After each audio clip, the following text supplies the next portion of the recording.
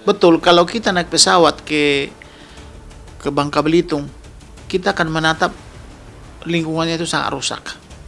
Kita pandang ke bawah harusnya kan hijau-hijau, tapi itu kolam airnya membiru, menghijau gitu loh, karena airnya tidak bercampur.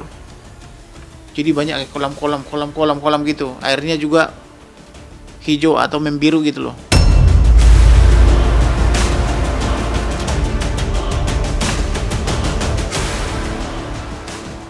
Kemudian dikasih tunjuk lah semua alat-alatnya, sudah ya namanya juga sudah ratusan tahun ya, tapi kita bersyukur masih dirawat lestari gitu loh. Nah, apa dong manfaatnya kita 78 tahun merdeka?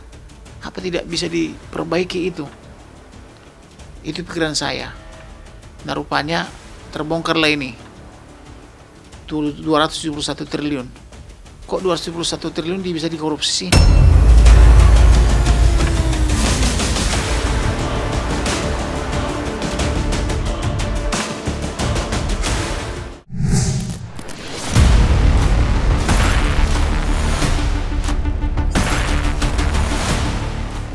Kasus mega korupsi tata niaga komoditas timah wilayah izin usaha pertambangan PT Timah dari tahun 2015 hingga 2022 nampak tak henti menjadi topik perbincangan panas serta memancing emosi masyarakat luas.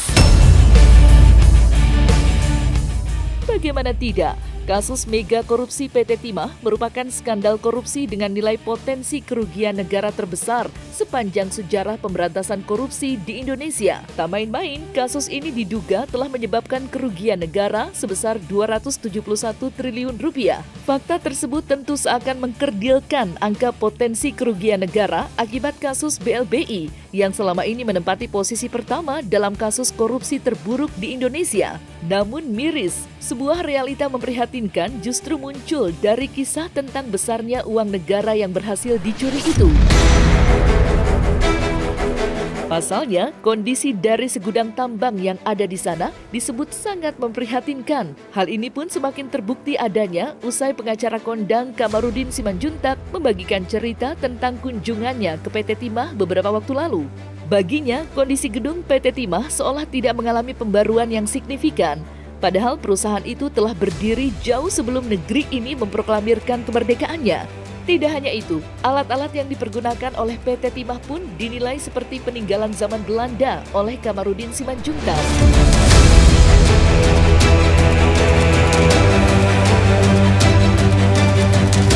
Jadi saya pernah ke PT Timah itu. Jadi PT Timah itu sudah ratusan tahun. Indonesia belum merdeka sudah ada PT Timah. Pabriknya semuanya sudah ada. Jadi ketika saya bersama dengan Jenderal Bintang 3 dari Mabes Kitu Wasrik, beserta dengan Jenderal Bintang 1 dan beberapa jenderal lainnya, kami di situ Wasrik dan disambut di sana.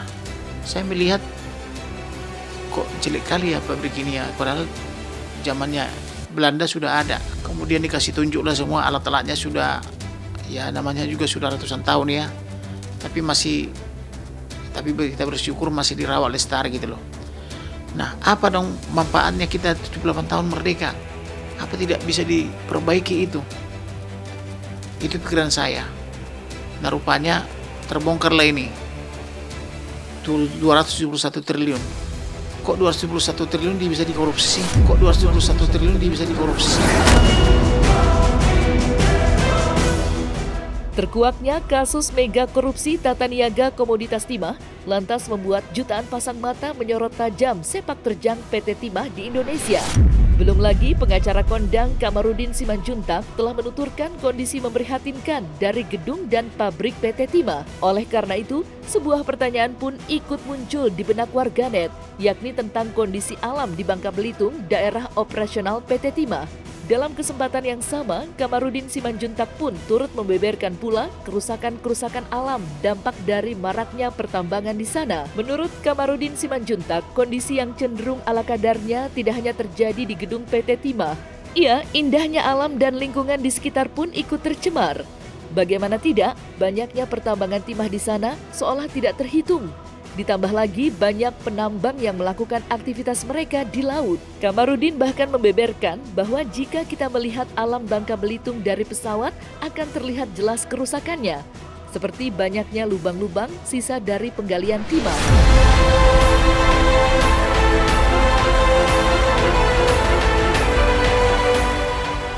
Betul, kalau kita naik pesawat ke Bangka Belitung, kita akan menatap lingkungannya itu sangat rusak.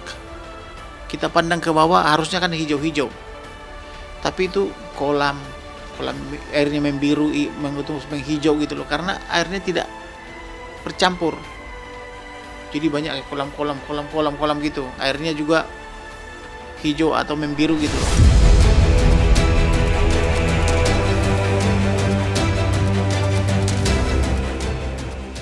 Jadi memang mereka kalau yang aktif di pertambangan ya rata-rata hidupnya kaya raya. Namun yang hanya hidupnya yang di luar pertambangan, katakan bertani atau apa namanya itu biasa aja gitu. Tapi kalau ada rumah bagus itu, ini kerja di mana? Itu penambang.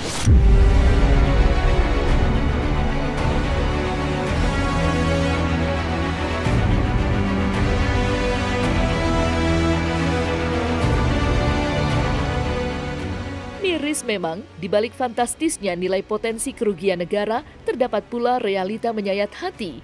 Karena praktek tidak jujur seperti itu telah berhasil membuat kerusakan alam yang begitu besar.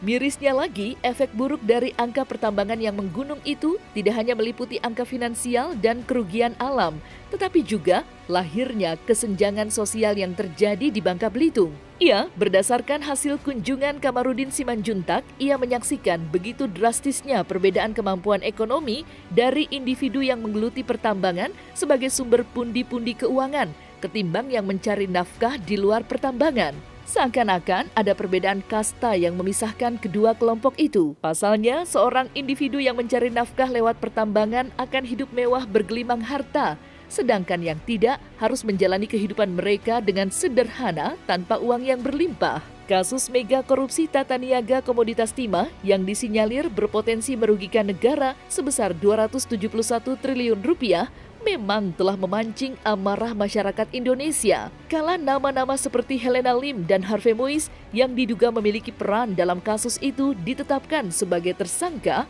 warganet lantas membanjiri sosial media dengan berbagai macam cerca dan caci maki pada mereka. Namun, di balik langkah tegas berupa penahanan terhadap para tersangka, pemerintah tentu tidak dapat mengesampingkan satu hal penting lainnya, yakni memperbaiki kerusakan alam yang terjadi dan menerapkan peraturan baru yang bertujuan agar hal yang sama tidak akan terjadi untuk kesekian kalinya. Lantas, bagaimanakah masukan pengacara kondang Kamarudin Simanjuntak untuk pemerintah daerah Bangka Belitung untuk membasmi pertambangan liar di sana?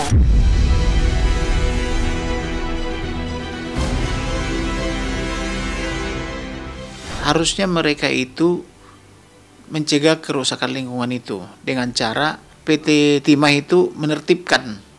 Jadi jangan lagi memperjualbelikan namanya sahamnya dengan dibebaskan kepada umum, tetapi tidak menertibkan masyarakat yang menggali liar itu.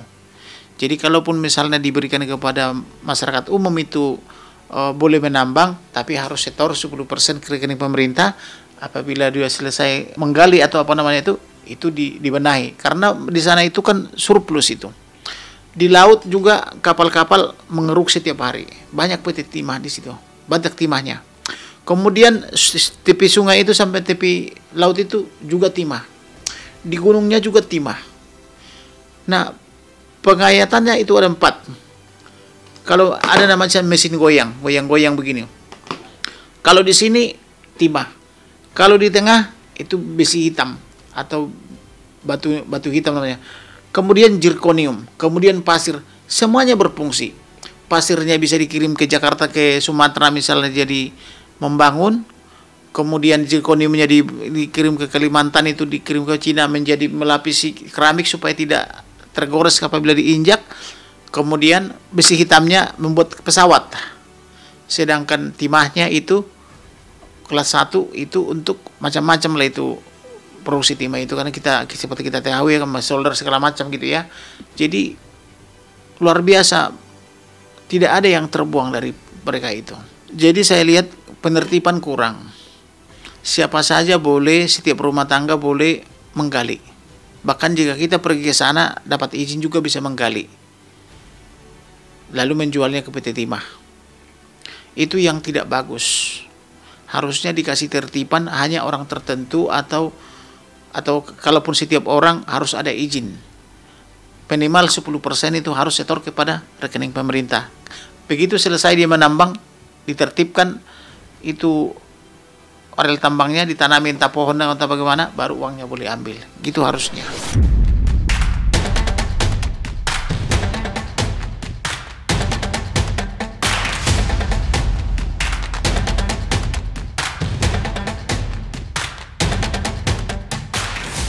Gambaran yang diberikan oleh Kamarudin Simanjuntak pastinya terlihat sangat kontras dengan kehidupan mewah bergelimang harta dari para pihak yang telah dijadikan tersangka seperti Helena Lim serta Harvey Moise.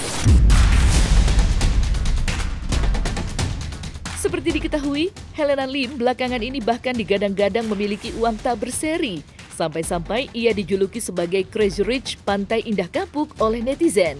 Harvey Moise pun demikian. Sejak mempersunting artis kenamaan Sandra Dewi beberapa tahun yang lalu, pria berusia 38 tahun itu nampak tak pernah gagal dalam memberikan rona bahagia di raut wajah sang istri. Jika ditarik ke belakang, kemewahan pun telah diberikan oleh Harvey di hari pernikahan mereka berdua. Ya, bayangkan saja, Harvey rela menggelontorkan uang untuk menyelenggarakan pesta pernikahan di dua kota sekaligus, yakni di Jakarta dan Taman Fantasi di kota Tokyo.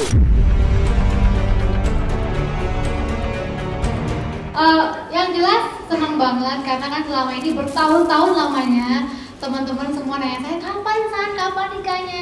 Saya kan nggak pernah ngasih tahu saya pacaran sama siapa.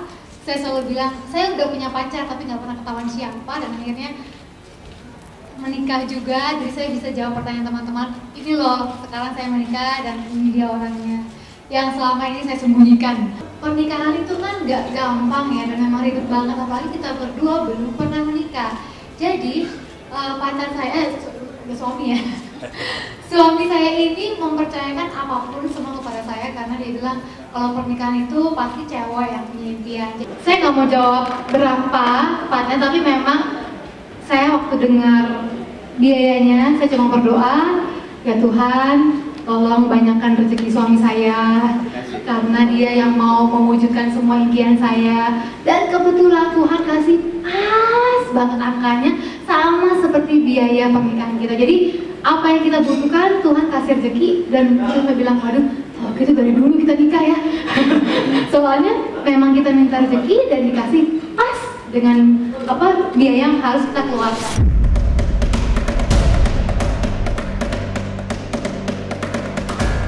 Tidak hanya sang istri, Harvey Moise pun memberikan kehidupan yang begitu indah kepada kedua putranya. Tak main-main, Harvey bahkan selalu mengikuti kemauan kedua putranya untuk berkunjung ke luar negeri setiap liburan tiba. Hal ini jugalah yang membuat netizen nampak semakin berapi-api terhadap kehidupan mewah yang dijalani oleh mereka.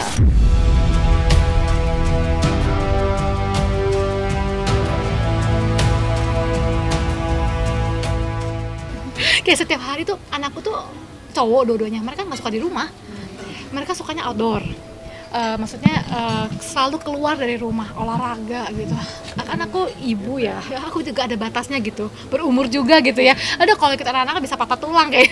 Jadi makanya kayak kalau liburan at least mereka suasana baru. Aku tuh tadinya orang yang paling irit tadinya.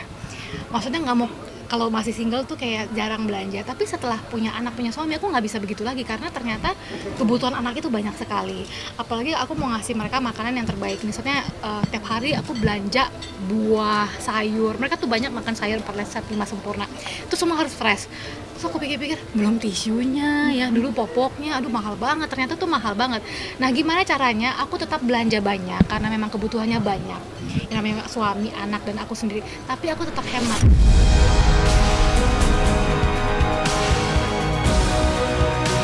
Sebelum ditetapkan sebagai tersangka karena keterlibatannya dalam kasus mega korupsi PT Timah, Harvey Moise sendiri sempat menjadi perbincangan hangat usai berhasil membandrol sebuah jet pribadi dengan spesifikasi yang super. Menariknya, kala itu Harvey bahkan sempat mendapat sorotan dari Sri Mulyani selaku Menteri Keuangan Republik Indonesia ke-26.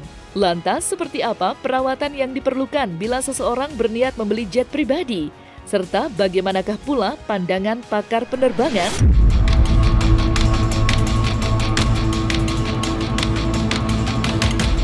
Kalau pengalaman saya dulu kalau kita order sebuah pesawat tentunya sekali lagi sangat tergantung dari pabriknya lah gampangannya gitu ya. Jadi dari jumlah karyawannya menentukan kecepatan dia delivery ke si pemesan.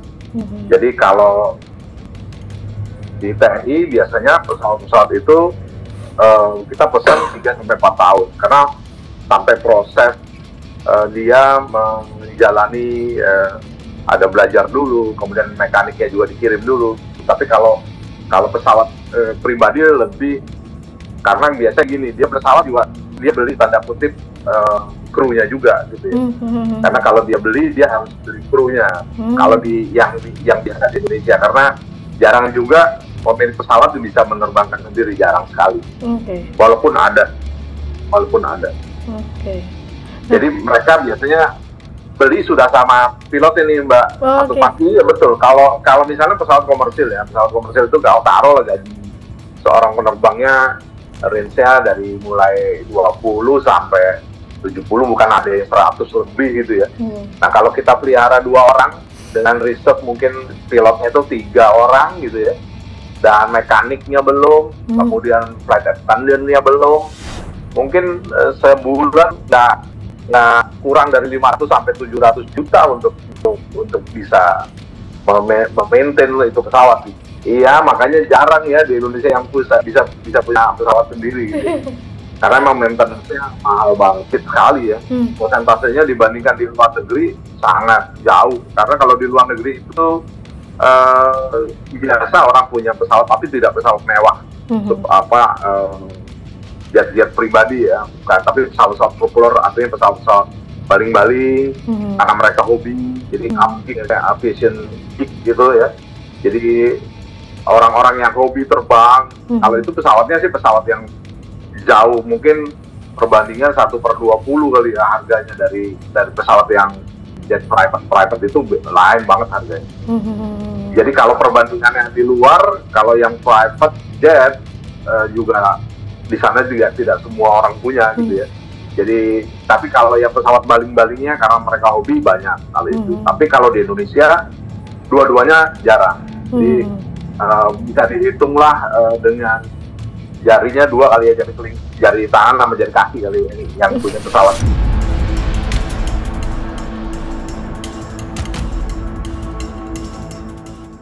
Nah, selesai sudah Cumi Lovers. Saksikan terus Cumi Camp In-Depth, kabar lengkap, mendalam, dan akurat dari narasumber terpercaya. Dan jangan lupa untuk like, subscribe, dan juga share channel YouTube Cumi Cumi.